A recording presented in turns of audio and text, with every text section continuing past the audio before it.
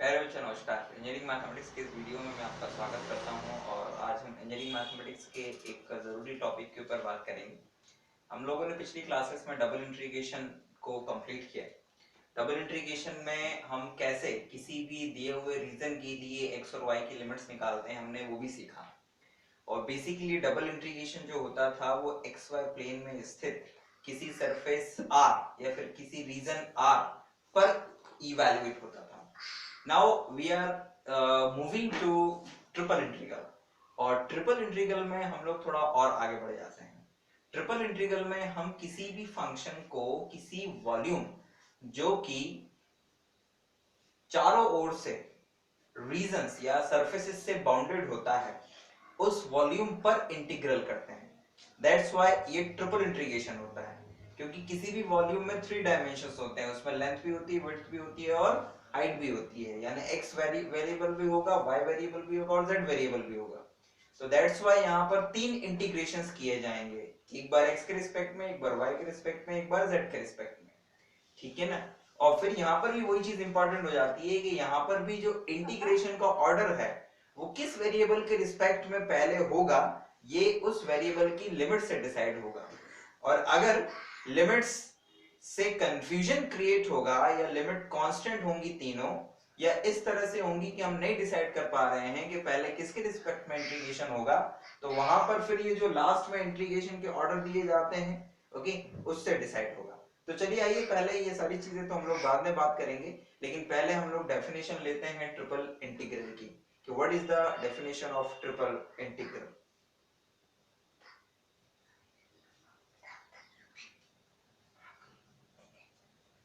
आवाज मत करना, ठीक।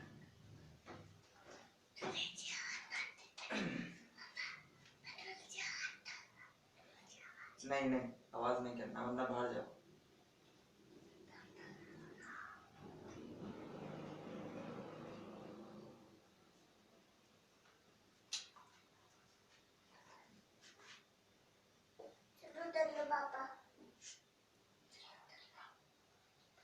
Let f x y z be a function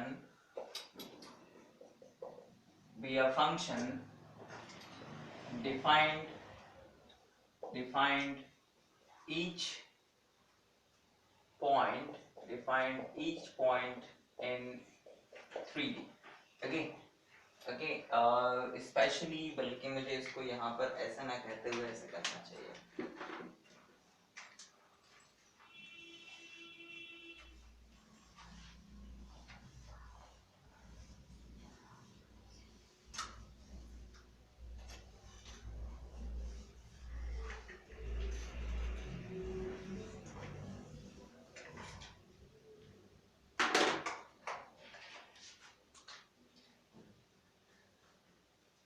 Let fxyz be the continuous and single valued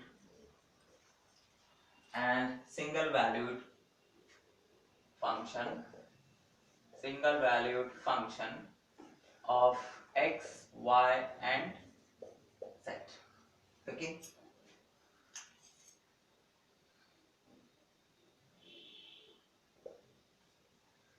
and let v be the bounded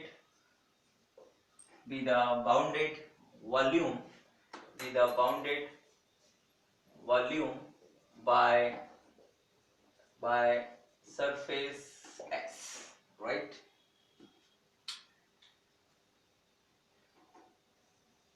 Divide volume V into sub volumes into sub volumes, say del V1, del V2 dot dot del Vn, right? Then the triple integral of f x y z is defined by is defined as triple integral v f x y z dv, और इसी को ही लिखा जाता है बच्चों triple integral v f x y z dx dy dz is equals to limit n tends to infinite summation I is equals to 1 to n f x I y I z I, it's del x I, del y I and del z I, where del x I, del y I, del z I is equals to del vi, means volume of ith subvolume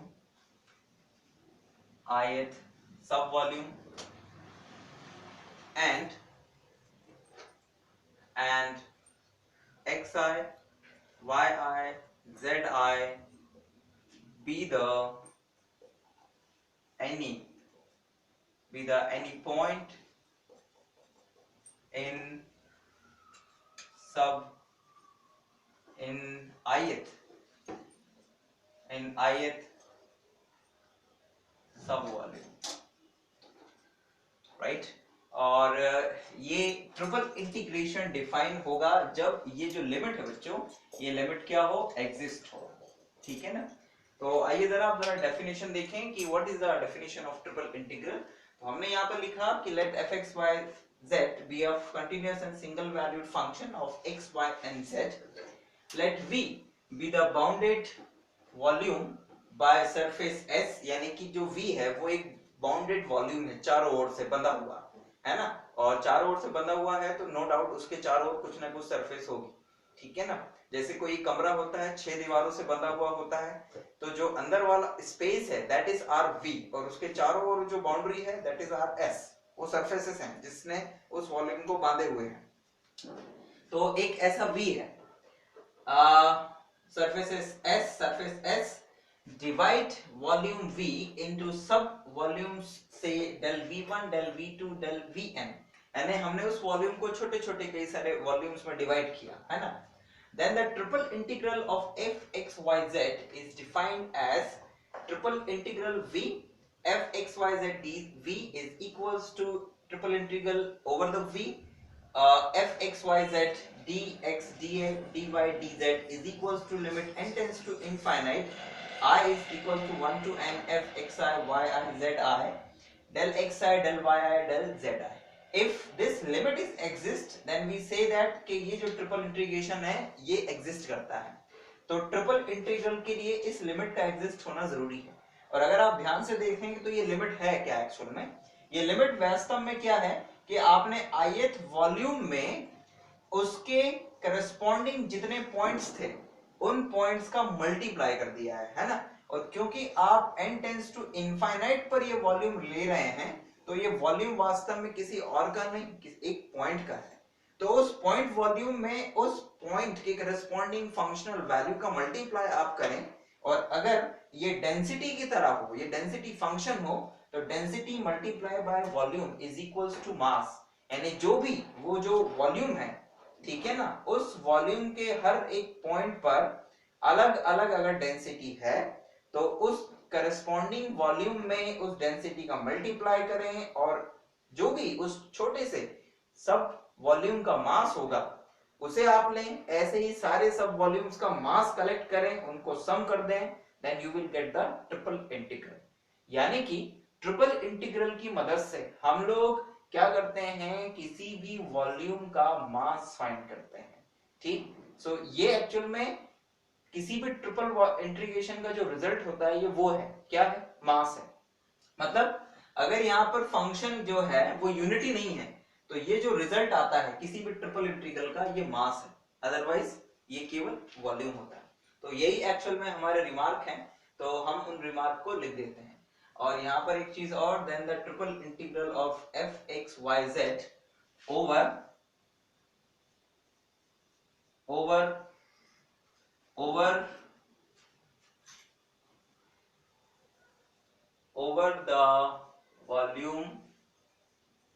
over the volume V is defined as, है ना, ये volume V के ऊपर defined हुआ है, that's why यहाँ पर V लगाना जरूरी है। एंड नाउ यहाँ पर जो हमने रिमार्क अभी डिस्कस किए और रिमार्क के बारे में भी हम लोग बात कर रहे हैं। क्या है रिमार्क? कि द ट्रिपल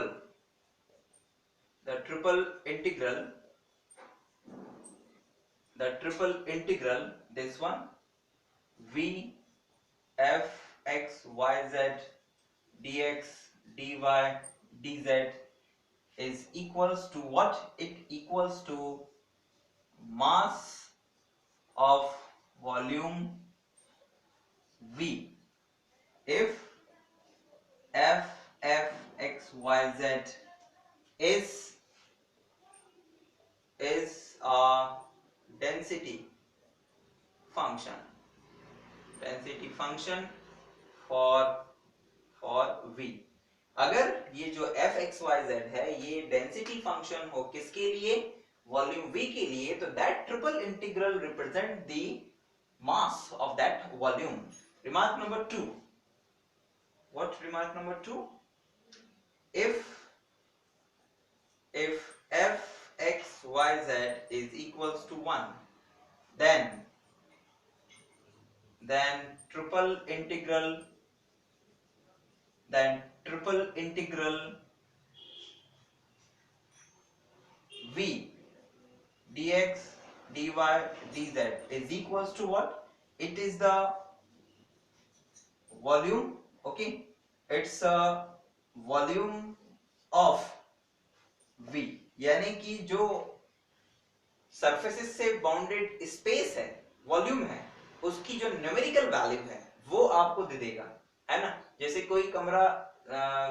उसकी 2 लेंथ हो, 2 विड्थ हो और 4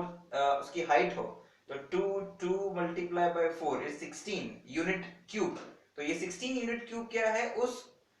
जो भी आपके पास में क्या कहते हैं क्यूबॉइड है, उस क्यूबॉइड का क्या है ये वॉल्यूम है। तो उसी तरह से अगर हम ट्रिपल इंटीग्रेशन कर रहे हैं ओवर द v और यहाँ पे फंक्शन की जगह केवल 1 है, तो जो इस इंटीग्रल का रिजल्ट आने वाला है उस v का वॉल्यूम होगा, यानी कि आपको एक न्यूमेरिक वैल्यू मिल जाएगी उस वॉल्यूम के लिए, ठीक है ना। This is the numeric value, ठीक। तो इस तरह से हम लोग ट्रिपल इंटीग्रेशन की बच्चों डेफिनेशन देखा और ट्रिपल इंटीग्रेशन के मीनिंग क्या होते हैं ये हम लोगों ने समझा। अब आइए जरा देखते हैं कि किसी भी ट्रिपल इंटीग्रल को इवैल्यूएट कैसे करते हैं, यानी कि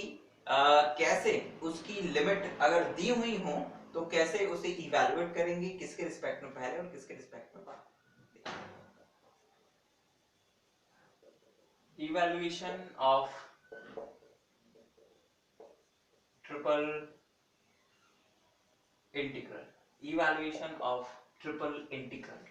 तो आइए जरा देखें कि कैसे इवैल्यूएट किया जाता है किसी भी ट्रिपल इंटीग्रल को। और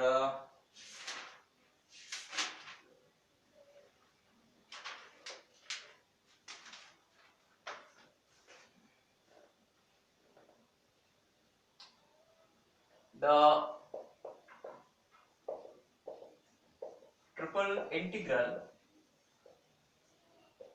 triple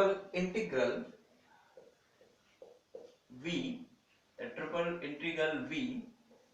f x y z dx dy dz over a three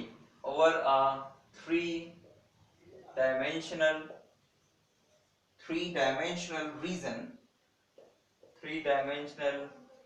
region v is evaluated is evaluated by three integrals, by three integrals, three integrals. Suppose we have following limits, following limits for volume v, for volume v. क्या है limits हमारे पास? Suppose we have the limits z is equals to f1 xy to z is equals to f2 xy, y is equals to y1x to y is equals to y2x, and x is equals to a to x is equals to b. Okay, then triple integral v f x y z dx dy dz is equals to x is equals to a to b, y is equals to y1 x to y2 x, and z is equals to f1 xy to f2 xy, f x y z dx dy dz. Okay, with these limits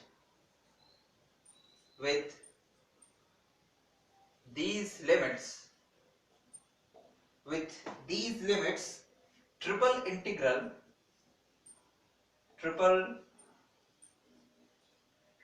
integral is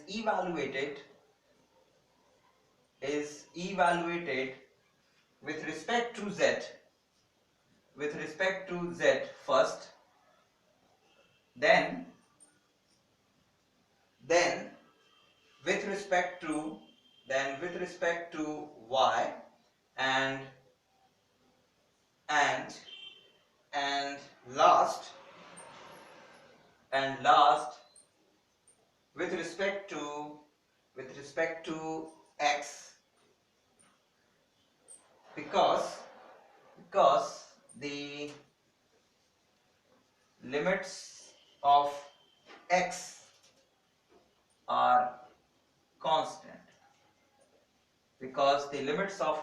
are constant, in above case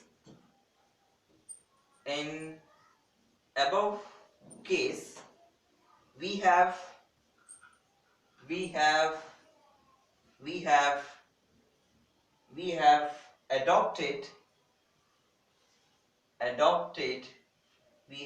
adopted following order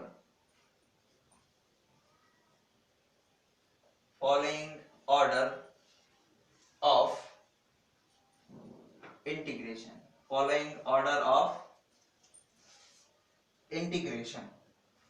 z to y to x. Okay, but आप इस triple integration को 5 और तरीकों से कर सकते हैं, यानी कि एक ट्रिपल इंटीग्रल कुल मिला के 6 तरीकों से हो सकता है स्टूडेंट, ठीक है ना। एक्चुअल में उसका जो कॉन्सेप्ट है वो ये है कि जो लिमिट होती है किसी भी वॉल्यूम के लिए, उन लिमिट्स को निकालने का एक तरीका होता है कि कैसे हम उन लिमिट्स को फाइंड कर रहे हैं। जैसे कि यहाँ पर जो लिमिट है ना इस ट्रिपल इंटीग्रेशन में स्टूडेंट, ये लिमिट जरा ध्यान से देखिए, x की लिमिट कांस्टेंट है, y की लिमिट x के टर्म्स में है और z की लिमिट x एंड y के टर्म्स में है। इट मींस दैट कि x की जो लिमिट है ये x एक्सिस पे निकाली गई है, y की लिमिट के लिए हम लोगों ने वो जो वॉल्यूम था v, उस वॉल्यूम का xy प्लेन पे प्रोजेक्शन दिया और जो भी प्रोजेक्शन बना उस प्रोजेक्शन में y की लिमिट्स निकाली हैं, उस प्रोजेक्शन की मदद से y की लिमिट्स निकाली हैं y एक्सिस के पैरेलल स्ट्रिप बना के। मतलब इन दोनों लिमिट्स को निकालने के लिए हम लोगों ने जो डबल इंटीग्रेशन में कॉन्सेप्ट पढ़ा था ना, बिल्कुल वही यूज करा है।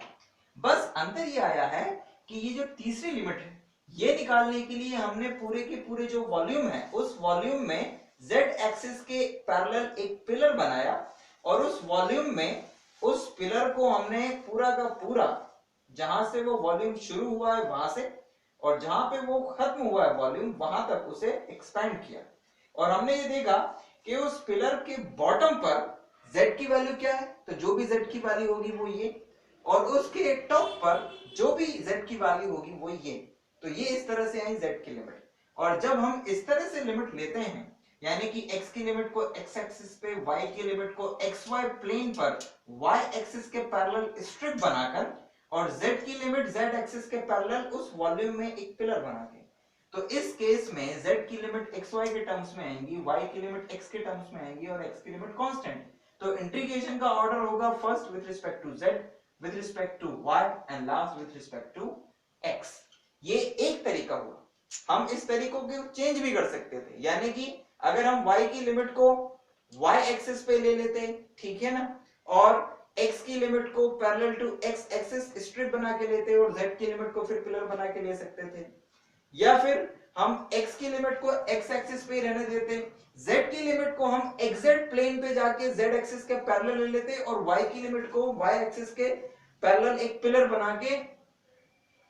x और z के टर्म्स में ले लेते हैं। यानी कि इसके करस्पॉन्डिंग ये दो तरीके हैं ये लिमिट्स निकालने के, फिर y की करस्पॉन्डिंग भी दो तरीके होंगे लिमिट्स निकालने के, और अगर z की लिमिट z एक्सिस पे ली जाए तो फिर x और y के लिमिट्स निकालने के फिर दो तरीके होंगे, ऐसे अलग अलग, ठीक है ना। तो कुल मिला के 6 तरीकों से एक ट्रिपल इंटीग्रेशन सॉल्व हो सकता है, लेकिन ज्यादातर केस में हम लोग जो अडॉप्ट करते हैं तरीका वो होता है कि x की लिमिट को x एक्सिस पे ले लें, y की लिमिट को पैरेलल स्ट्रिप बना दें xy प्लेन पर जाकर y एक्सिस के, और वहां से y की लिमिट निकाल लें, और z एक्सिस के लिए हम लोग z की लिमिट्स के लिए z एक्सिस के पैरेलल उस वॉल्यूम में एक पिलर बनाते हैं और उस पिलर में z की लिमिट्स देख लेते हैं बॉटम पर और टॉप पर। तो इस तरह से हम ये लिमिट्स इवैल्यूएट करते हैं, ठीक है ना। और जब हमारे पास में लिमिट्स आ जाती हैं किसी भी ट्रिपल इंटीग्रल की, तो हम उसमें जो भी लिमिट्स होती हैं उसके अकॉर्डिंग उसे इवैल्यूएट करना शुरू कर देते हैं, ठीक है ना। अगर लिमिट इस तरह से दी हुई है तो बहुत आसान होता है ये चेक करना कि किसके रिस्पेक्ट में इंटीग्रेशन पहले होगा। नो डाउट इस ट्रिपल इंटीग्रेशन में पहले z फिर y और फिर x। जब लिमिट्स इस तरह से होती हैं तो ये ऑर्डर इंपॉर्टेंट नहीं होता है कि ये किस ऑर्डर में दिया हुआ है, लेकिन जब लिमिट्स ऐसी हो जिससे डिसाइड ना कर पाए हम कि हमें किसके रिस्पेक्ट में पहले इंटीग्रेशन करना है, तो वहां पर फिर ये ऑर्डर इंपॉर्टेंट हो जाता है, ठीक है स्टूडेंट। तो इस तरह से बच्चों हम लोगों ने देखा कि किसी भी ट्रिपल इंटीग्रल को इवैल्यूएट कैसे किया जाता है। ध्यान दीजिएगा कि हम लोगों को ट्रिपल इंटीग्रेशन में दो तरह के प्रॉब्लम्स पढ़ने हैं। एक वो जिसमें ट्रिपल इंटीग्रेशन की लिमिट दी जाएंगी और हमें केवल देखना है कि किसके रिस्पेक्ट में इंटीग्रेशन करना है और फिर उसके बाद उसे इवैल्यूएट करना है। और दूसरा वो जिसमें ट्रिपल इंटीग्रल के लिए हमें वॉल्यूम दिया जाएगा, यानी वॉल्यूम के लिए इक्वेशंस और हिंट किया जाएगा और हमें उस वॉल्यूम की मदद से लिमिट्स फाइंड करनी पड़ेगी। तो हमें दो तरह के इंटीग्रल्स को सॉल्व करना है इस टॉपिक में। एक वो जिसमें लिमिट दी जाएंगी, हमें केवल सॉल्व करना है। एक वो जिसमें लिमिट नहीं दी जाएंगी, हमें निकालनी होंगी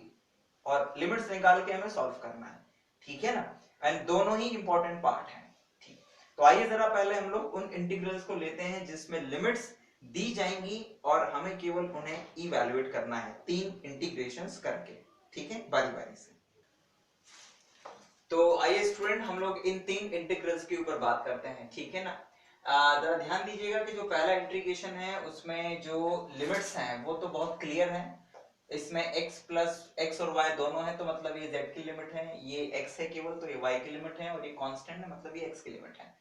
यहाँ पर भी बहुत ही क्लियर है कि ये किसकी लिमिट है, this is the limit of x z, क्योंकि x एंड y के टर्म्स में है, और ये जरूरी ये जो लिमिट्स हैं 0 to x ये जरूर y की हैं और ये x की हैं constant. And finally this one इस इंटीग्रल में भी बहुत आसानी से पहचाना जा सकता है कि ये जो लिमिट्स हैं ये x के टर्म्स में हैं, यानी कि या तो ये y की लिमिट है या z की लिमिट है, और ये जो लिमिट है ये y के टर्म्स में है। तो मे बी पॉसिबल ये जो लिमिट्स हैं स्टूडेंट, ये लिमिट्स होंगी या तो x के लिए या होगी z के लिए, और ये कांस्टेंट लिमिट है तो ये किसी एक दूसरे वेरिएबल के लिए होगी। और यहाँ पर ये आइडेंटिफाई कर पाना कि ये जो लिमिट्स हैं ये कौन किसके रिस्पेक्ट में इंटीग्रेशन होगा, तो अब हम लोग ये डिसाइड करेंगे student by this order, because हम यहाँ पर क्लियर नहीं कर पा रहे हैं कि ये जो लिमिट्स हैं ये किसकी हैं। तो दैट्स व्हाई अब हम लोग जो कंफ्यूज हो रहे हैं तो उसके बाद हमारा जो मार्गदर्शन होगा वो इस ऑर्डर से डिसाइड होगा स्टूडेंट, ठीक है ना। तो यहाँ पर बच्चों ये जो लिमिट्स होंगी, this one is the limit of z, this one is the limit of x and this one is the limit of y। ध्यान दीजिएगा शुरू के दो इंटीग्रल में तो बहुत ही क्रिस्टल क्लियर है कि लिमिट कौन सी किसकी है, उसमें हमें ये ऑर्डर देखना ही पड़ा। लेकिन तीसरे वाले में ये दिक्कत थी कि कौन सी लिमिट किसकी है, बिकॉज ये भी y, ये केवल y के टर्म्स में और ये केवल x के टर्म्स में है, ठीक है ना। तो कंफ्यूजन क्रिएट हो रहा था, तो दैट्स व्हाई उसके ऐसी स्थिति में ये ऑर्डर इंपॉर्टेंट हो जाता है। तो अगर dz पहले लिखा हुआ है तो यकीनन ये जो लिमिट है वो z की है, अगर x बाद में है सेकंड नंबर पे है तो ये लिमिट x की होंगी, और लास्ट में this limit is for y। तो आइए हम लोग इसी ऑर्डर में इस क्वेश्चन नंबर 3 को सबसे पहले सॉल्व करते हैं। तो सॉल्व 3 है ना, सॉल्व 3। तो 3 को जब सॉल्व करेंगे बच्चों तो this become what, suppose that this is i, से i is equals to 0 to 1 and y square 1, और इस लिमिट को अंदर ले आते हैं बच्चों, और क्योंकि ये z के रिस्पेक्ट में इंटीग्रेट होगा तो x कांस्टेंट है, x को बाहर कर देते हैं, ये bracket integration 0 to 1 minus x dz dx and dy है ना। तो इंटीग्रेशन z के रिस्पेक्ट में होगा तो integration of dz is z, और लिमिट रखेंगे 1 minus x minus 0, तो केवल 1 minus x आएंगी बच्चों लिमिट्स यहाँ पे। तो it's 0 to 1 y square 1 x and dz का इंटीग्रेशन z, और ये 1 minus x, और ये आ गया बच्चों dx dy। अब आपको दिख रहा है कि हमें अब इंटीग्रेशन करना है किसके रिस्पेक्ट में, हमें इंटीग्रेशन करना है x के रिस्पेक्ट में। तो दिस इज 0 to 1, ओके, ये ब्रैकेट y square 2 1, ठीक है ना, it's x minus x square dx dy, और जब इसे इंटीग्रेट करेंगे बच्चों तो हम लोगों को मिलेगा क्या, हम लोगों को मिलेगा 0 to 1 bracket it's x square upon 2 minus x cube by 3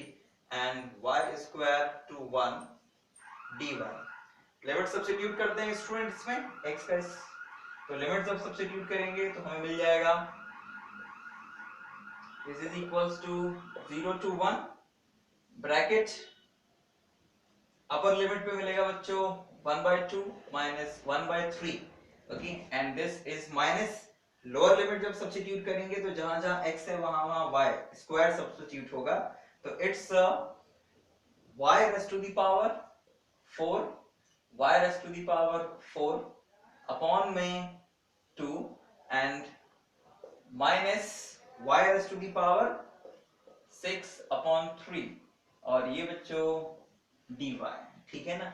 now 1/2 minus 1/3 is equals to हो जाएगा कितना बच्चों, इट्स 6, और ये 3 इधर जाएगा 2 इधर जाएगा, यानी कि इट्स 1/6, ठीक है। तो 1/2 में से 1/3 जाएगा तो इट्स 1/6 हो जाएगा student. So this is equals to 0 to 1, it's 1/6 minus y raised to the power 4 upon 2 and plus y raised to the power 6 upon 3 and dy student, ठीक है। तो यहाँ पर हमें मिल जाएगा इंटीग्रेशन जब करेंगे विद रिस्पेक्ट टू y तो we get what, it's y upon 6 minus y raised to the power 5 upon 10 and plus y raised to the power 7 upon 21 है ना, 3 पहले से ही 7 और आएगा और यहाँ 5, एंड लिमिट इज 0 to 1। तो अपर लिमिट पे ही स्टूडेंट हमें 1 सब्स्टिट्यूट कर देना है y की जगह पर, लोअर लिमिट पे तो सारे टर्म 0 हो जाएंगे, तो हमें मिल जाएगा 1/6 माइनस 1/10 एंड प्लस 1/21, 1/21। और जब हम इसकी लिमिट्स को इवैल्यूएट करेंगे यानी कि एलसीएम वगैरह लेके सॉल्व करेंगे, तो आप देख रहे होंगे कि हमें जो एलसीएम है वो वो क्या मिलेगा स्टूडेंट। तो इट्स वेरी इजी, ये तो हो जाएगा बच्चों यहाँ पर 60 और ये 10, ठीक। तो हमें एलसीएम एक तरह से पूरा का पूरा ये 6 इंटू 10 इंटू 21 ये मिल रहा है, हमें यहाँ पर मिल जाएगा बच्चों ऊपर, यहाँ पर मिल जाएगा 210 माइनस यहाँ पर मिल जाएगा हमें 21 छंग, तो 21 छंग कितना होता है, ये 6 दूनी 12 और ये 126, तो इट्स 126 प्लस 21 यानी कि ये 60 हो जाएगा स्टूडेंट। तो finally we have what, we have divide by, this is 210 यानी 210 और इनटू 6 यानी कि 210 इनटू 6 अगर हम करते हैं तो 6 दूनी 12 और दिस वन यानी कि ये 1260 हो जाएगा। तो ये 1260 डिवाइड में बच्चों ये 210 और 60 ये हो गया बच्चों कितना, इट्स 270 एंड 270 माइनस 126 तो इट्स 4 और 6 में से 2 गया 4 और इट्स 1, ठीक है ना। यस तो हमारे पास 144 फाइनली वी हैव, तो इट्स 144 डिवाइडेड बाय 1260, इसे 2 से अगर हम डिवाइड करें तो हमें मिलेगा बच्चों व्हाट, हमें मिलेगा 72, 72 डिवाइडेड बाय 630 राइट, और फिर से ये 2 से डिवाइड हो सकता है तो it's 36 divided by what 3 1 and 5, 315, और देखें जरा कि क्या ये 3 से डिवाइड हो रहा है, तो यस ये 3 से डिवाइड हो रहा है, ठीक है ना। तो 3 से डिवाइड कर देंगे तो इट्स 12 और नीचे आ जाएगा 1 और इसमें नहीं जाएगा 0 और ये 5, ठीक। अभी भी हो रहा है क्या 3 से डिवाइड, यस तो ये हो रहा है बच्चों इट्स 4, 3 से करेंगे 4 और ये नीचे आ जाएगा 3 3 9 और 3 5, तो इट्स 4/35 फाइनल आंसर। एक बार वेरीफाई कर लें कि क्या यही इसका आंसर आ रहा है। Yes student we are correct, the answer of that problem is 4/35। तो आप लोगों ने देखा स्टूडेंट कि हमने इस प्रॉब्लम को सॉल्व किया, और क्योंकि इस तीसरे वाले क्वेश्चन को करते समय हमें ये प्रॉब्लम हो रहा था कि कौन किसकी लिमिट है, तो दैट्स व्हाई हमने इस ऑर्डर से डिसाइड किया कि ये लिमिट्स किस किस की हैं। हमने बारी बारी से 3 इंटीग्रेशन किए, पहले z के रिस्पेक्ट में, फिर x के रिस्पेक्ट में, एंड देन फाइनली y के रिस्पेक्ट में, and then we get the limit 4/35। Triple integration भी आसान है बच्चों, है ना। इंटीग्रेशन एज इट इज चलेगा, जब z के रिस्पेक्ट में करेंगे तो xy कांस्टेंट रहेंगे, जब y के रिस्पेक्ट में करेंगे तो xz कांस्टेंट रहेंगे, और जब x के रिस्पेक्ट में करेंगे तो x को छोड़ के बाकी सारे जो वेरिएबल्स हैं वो कांस्टेंट रहेंगे। अब आइए जरा इसी तरह से हम लोग क्वेश्चन नंबर 2 लेते हैं और देखते हैं उसकी क्या वैल्यू आएगी। क्वेश्चन नंबर 2 में तो स्टूडेंट बहुत ही आसान सा दिया हुआ है कि हमें किस के रिस्पेक्ट में पहले इंटीग्रेशन करना है, तो हम इसे लिख देंगे student 2 to 4 0 to x and bracket 0 to x plus y, it's a z dz dy dx, है ना, क्योंकि x और y के टर्म्स में ये तीसरी लिमिट है तो नो डाउट ये z के रिस्पेक्ट में ही पहले इंटीग्रेट होगा। तो यहाँ से आया 2 to 4 0 to x and z के रिस्पेक्ट में इंटीग्रेशन करेंगे तो it's z square by 2 and limit 0 to x plus y dy dx, और जब लिमिट सब्स्टिट्यूट करेंगे स्टूडेंट तो we get 1/2 कांस्टेंट है, बाहर ले आइए, इट्स 2 to 4 0 to x, है ना, और यहाँ पर हो जाएगा x plus y whole square, और लोअर लिमिट पे तो कुछ मिलेगा नहीं, दैट्स व्हाई केवल इतना ही रह जाएगा dy एंड dx। अब स्टूडेंट इंटीग्रेशन होगा विद रिस्पेक्ट टू y, तो जब y के रिस्पेक्ट में करेंगे स्टूडेंट तो ये 1/2 ये 2 to 4 और ये रह जाएगा 0 to x x plus y whole square dy and dx, क्योंकि आप y के रिस्पेक्ट में कर रहे हैं तो x कांस्टेंट की तरह रहेगा स्टूडेंट, और जब आप इसे इंटीग्रेट कर देंगे तो you will gate 1/3 2 to 4 and integration x plus y whole cube, okay, whole cube divided by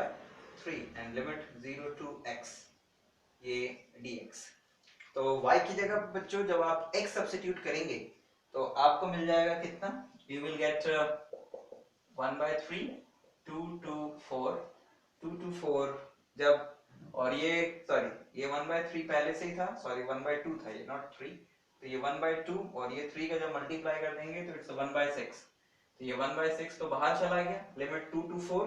जब y की जगह पर रखेंगे हम स्टूडेंट x तो हमें मिल जाएगा 2x whole cube, okay 2x whole cube and minus जब हम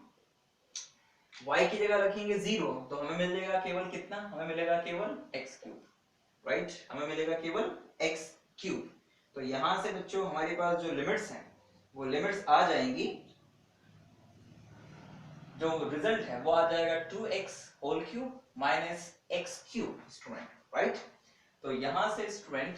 जब हम इसे x के रिस्पेक्ट में इंटीग्रेट करेंगे, बल्कि x के रिस्पेक्ट में इंटीग्रेट करने से पहले इसको थोड़ा और सिंपलीफाई कर देते हैं, तो ये बन जाएगा 8x cube minus this x cube. तो 8x क्यूब में से स्टूडेंट्स क्या जाएगा,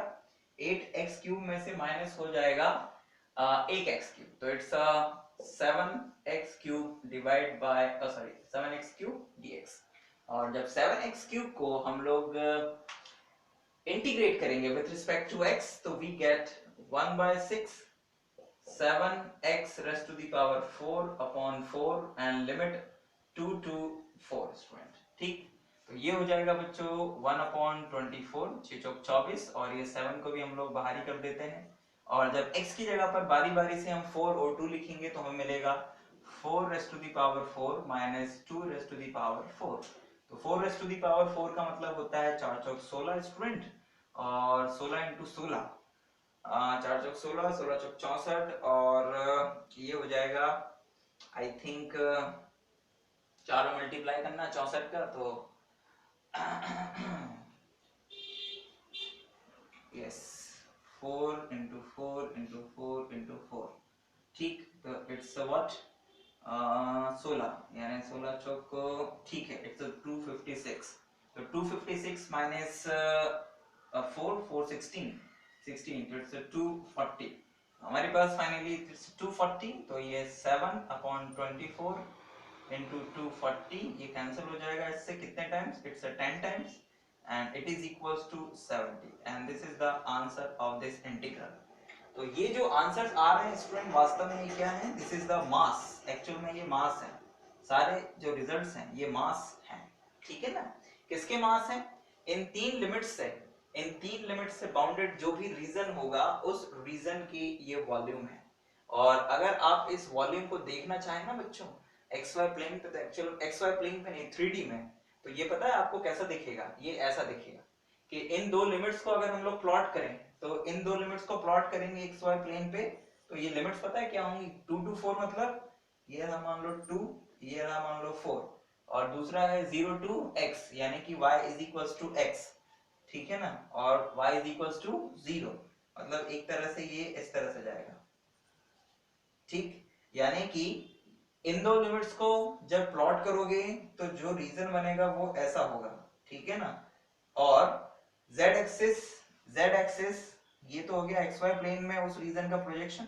और जब z एक्सिस को इस तरह से लोगे, राइट, और x प्लस y, तो x प्लस y का मतलब है z is equals to x plus y। तो z is equals to x plus y क्या है बच्चों, एक्चुअल में बेसिकली ये एक लाइन है, sorry not line, it's a plane, ये एक प्लेन है, ठीक है ना। और ये प्लेन कुछ किस तरह से होगा, ये प्लेन जैसे जैसे हम ऊपर जाते जाएंगे, जैसे जैसे ऊपर जाते जाएंगे, तो ये प्लेन हमें z is equals plus x plus y ना, और z इज इक्वल्स टू 0, तो ये जो प्लेन है ये ऊपर जाता जाएगा, करेक्ट। और ये इस वाले सरफेस को कहीं ना कहीं इस तरह से जब x प्लस वाई 0 होगा तो z भी 0 होगा, x प्लस वाई जैसे जैसे ऊपर जाएगा तो z की वैल्यू भी उसके करस्पॉन्डिंग आती जाएगी। तो ये इसके ऊपर यहाँ कहीं पर बच्चों इस तरह से ऊपर से कहीं प्लेन होगा, ठीक है ना। और ये जो ऊपर से प्लेन होगा तो उससे एक वॉल्यूम क्रिएट होगा, ये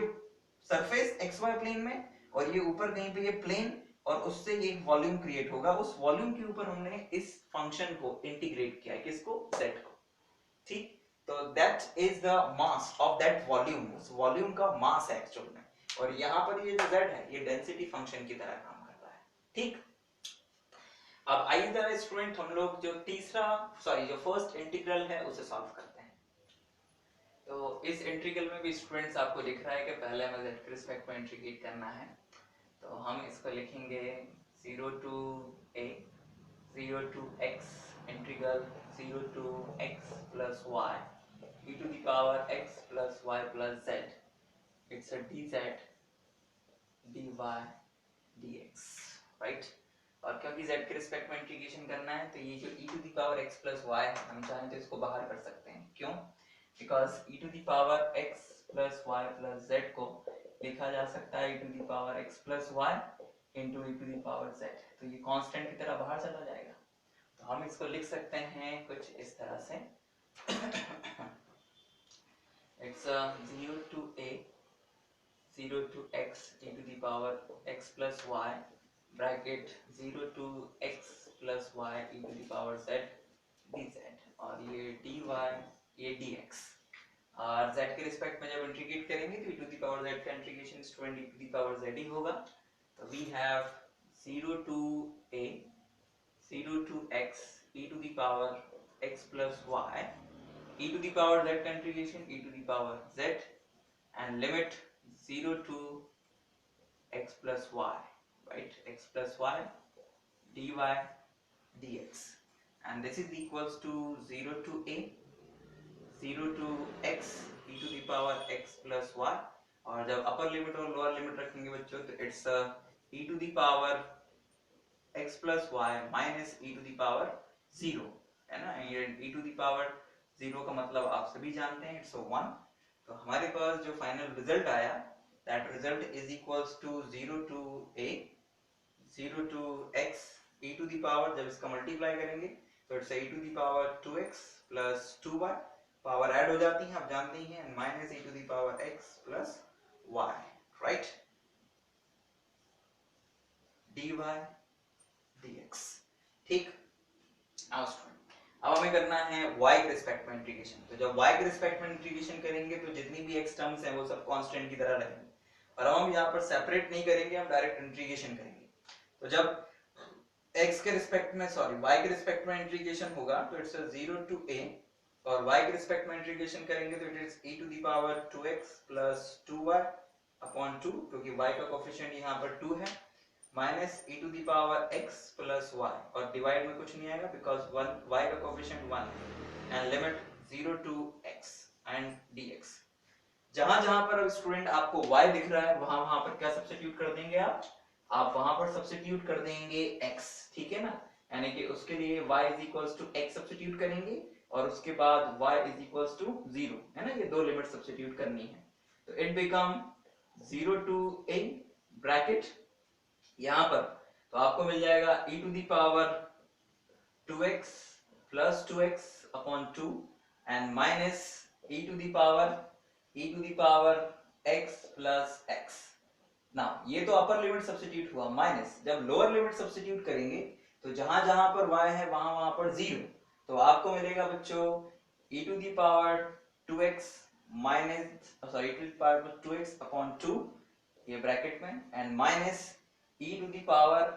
x ये ब्रैकेट क्लोज और ये ब्रैकेट क्लोज यहाँ पर, और ये dx स्टूडेंट फाइनली। तो ये हम लोगों ने क्या किया बच्चों, ये हम लोगों ने ये किया है कि सारे जो टर्म्स थे उसमें अब इसमें अपर लिमिट और लोअर लिमिट लगी। पहले अपर लिमिट जहां जहां y था वहां x, और फिर माइनस लोअर लिमिट जहां जहां पर x था, जहां जहां पर y था वहां पर 0।